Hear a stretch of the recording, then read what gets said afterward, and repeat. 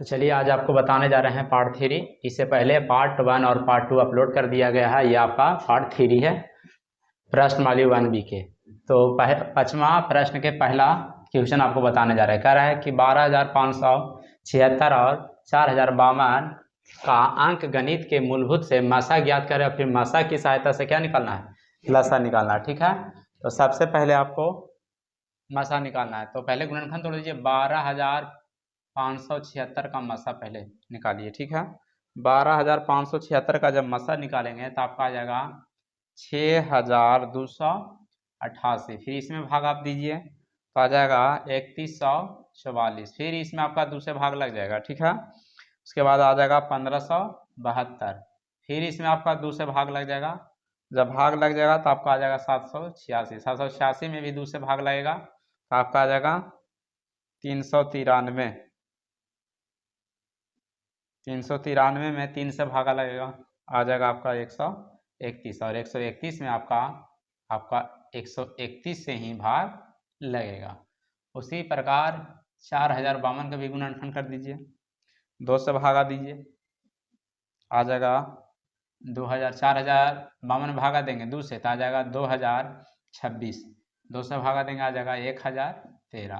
ठीक है, अगर 1,013 से भागा दे देंगे आपका 1 आ जाएगा। ठीक है, तो चलिए पहले दोनों को गुणनखंड के रूप में पहले लिख देते हैं। यानी 12,576 2 बराबर 2 गुने 2 गुने 2 4 1 2 3 4 5 5 को 2 है, लिख देते हैं पहले 5 को 2। उसके बाद आपका आ जाएगा 3। उसके बाद आपका आ जाएगा 131। उसी प्रकार 4,052 को गुणनखंड के रूप में पहले लिख दीजिए। तो जो सेम मिलता है उसको सामना सामने लिख दीजिए।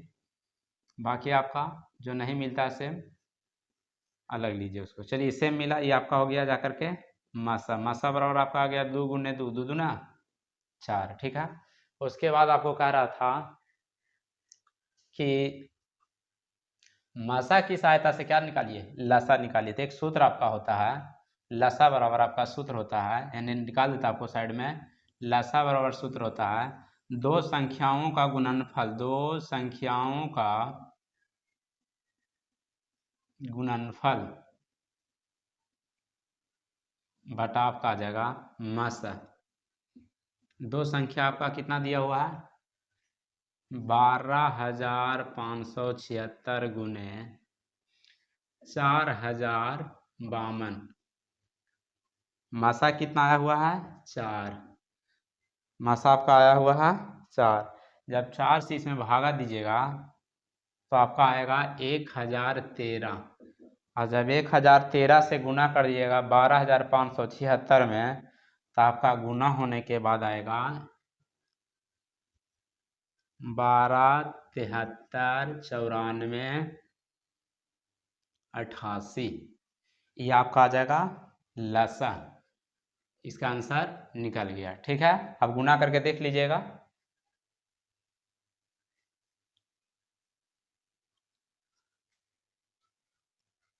प्रश्न 5 के दूसरा आपको बता रहे हैं, अभाज्य गुणनखंड की प्रक्रिया से 96 और 404 का मसा निकालिए, फिर इनका लसा निकाले। तो सबसे पहले इनका अभाज्य गुणनखंड विधि द्वारा पहले मसा निकाल देते हैं। तो 96 में भाग दीजिए, 2 से लग जाएगा 48 आएगा।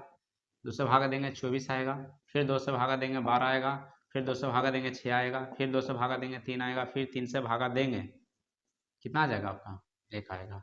यानी 96 का गुणनखंड तो तोड़ दीजिए, उसके बाद आप 404 के तोड़ देते हैं।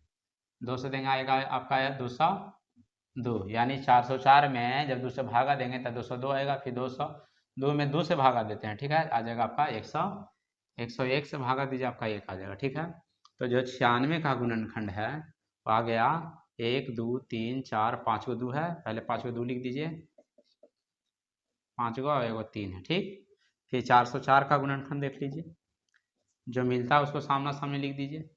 ये दोनों मिल रहा है।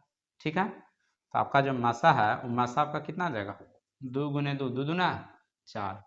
फिर कह रहा है कि इनका लसा निकालिए। लसा बराबर अभी आपको सूत्र बताए थे, लसा बराबर सूत्र होता है दो संख्याओं का गुणनफल। दो संख्याओं का गुणनफल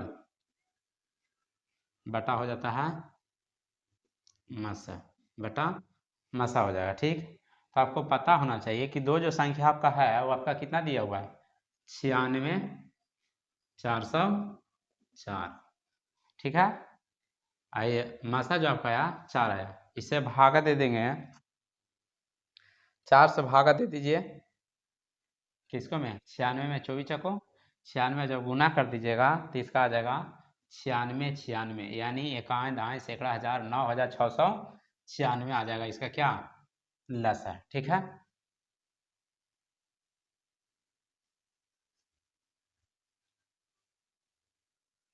तो चलिए अगला प्रश्न आपको पांचवा के तीसरा प्रश्न आपको बताने जा रहा है। यदि लसा 306,657 का आपको दिया हुआ है 22,338। ठीक है, तो मसा निकालना है किसका, 306,657 का। तो मसा और आपको सूत्र एक होता है दो संख्याओं का गुणनफल, दो संख्याओं का गुणनफल बटा आपका हो जाएगा लसा। लसा आपको दिया हुआ था, जो दिया रहेगा उसको नीचे कर दीजिए, इसको निकालना रहता है उसको आगे कर दीजिए। ठीक है, अगर मसा निकालना है तो मसा आगे कर दीजिए, अगर लसा निकालना है तो लसा आगे कर दीजिए। यहाँ आपको मसा निकालना है। ठीक है, तो मसा निकालना है, इसलिए मसा और दो संख्या का गुणनफल बटा लसा कर दिए। अब देखिए दो संख्या आपको है 306,657, 657। ठीक है, अब आपका लसा निकला हुआ है 22,338, 22,338। अब देखिए जब इसको इसको पूरा काट दीजिएगा तो आपका आएगा आंसर 9। मसा कितना आएगा आपका 9। कंप्लीट हो गया 5 के 3।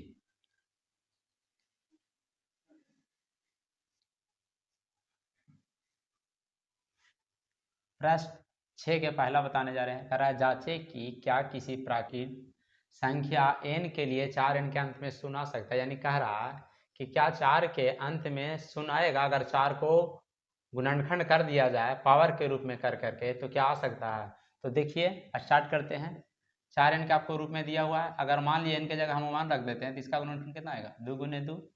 अगर मान लिया यहाँ पे 2 रख देते हैं तो आपका कितना आ जाएगा 4 गो 2 गो 4 आएगा ना, इसका गुणनखंड तोड़ेंगे आपका 2 गुने 2 गुने 2 आएगा। ठीक है, तो बस 4 के पावर अगर 3 करते तो इसको में 3 को 4 आ जाएगा, इसका गुणनखंड तोड़ेंगे 2 गुने 2 गुने 2 2 गुने 2, यानी इसका सिर्फ गुणनखंड 2 ही 2 आता है, 2 ही आ रहा है। शून्य तबे किसी का अंत में आ सकता है जब उसका गुणनखंड 2 और क्या आना चाहिए 5, यानी जिसका गुणनखंड 2 और 5 है उसके अंत में शून्य आएगा, लेकिन अगर नहीं है तो नहीं आएगा। तो चलिए इसी को हम सिद्ध करके लिख देते हैं। ये तो आपका आएगा नहीं, यहाँ लिख दीजिए नहीं। स्टार्ट कर देते हैं, क्यों नहीं आएगा अब उसके बारे में बता रहे हैं, तो लिख देते हैं, यहाँ स्टार्ट कर देते हैं क्योंकि, तो लिख देते हैं 4n के गुणनखंड केवल 2 और 2 ही है, अतः जिसका गुणनखंड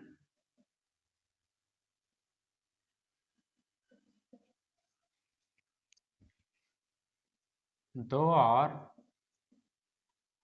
5 आएगा उसी के अंत में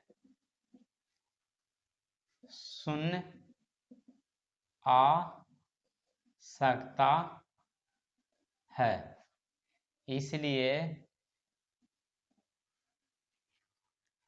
4 के पावर n का गुणनखंड अंत में शून्य नहीं होगा। क्यों ना होगा, क्योंकि आपको पता है किसी का अंत में शून्य तब आएगा जब उसका गुणनखंड कितना होना चाहिए 2 और 5, क्योंकि 2 और 5 के अलावा अगर 2 है और 5 नहीं है तो शून्य नहीं आएगा, अगर 5 है 2 नहीं है तो भी शून्य नहीं आएगा। इसमें दोनों रहना बहुत जरूरी, यानी 2 और 5 रहना जरूरी था, जो कि इसमें आपको केवल 2 और 2 दिया हुआ है, 5 नहीं दिया, इसलिए इसके अंत में शून्य नहीं आ सकता है।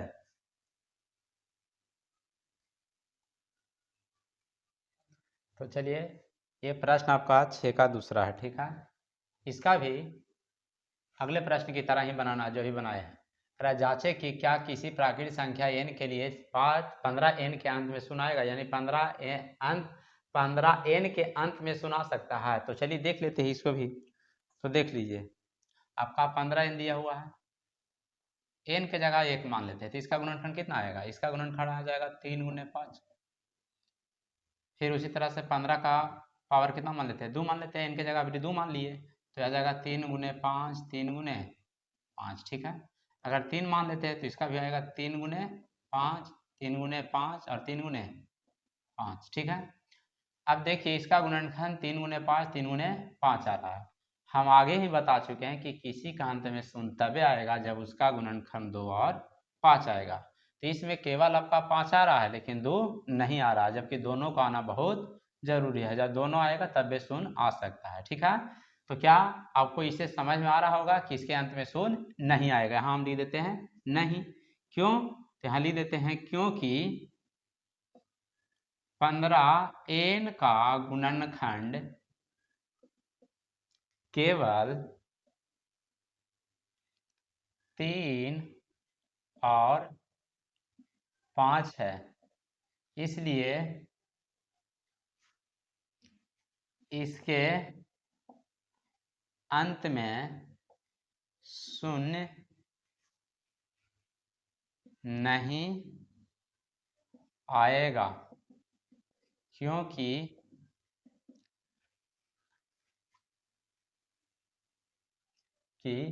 जिसका गुणनखंड 2 और 5 होता है उसके अंत में ही शून्य आ सकता है। 15 n के अंत में आपका गुणनखंड जो है आपका 2, 3 और 5 है, इसलिए इसके अंत में शून्य नहीं आने का चांस है। क्यों, क्योंकि इसका गुणनखंड 2 और 5 नहीं है, सिर्फ 5 मिला लेकिन 2 नहीं है, 2 और 5 दोनों रहना चाहिए। तो इस तरह से आप लिख सकते हैं बैठा के, कोई दिक्कत नहीं है, ठीक है ना। तो आंसर आपका आ गया।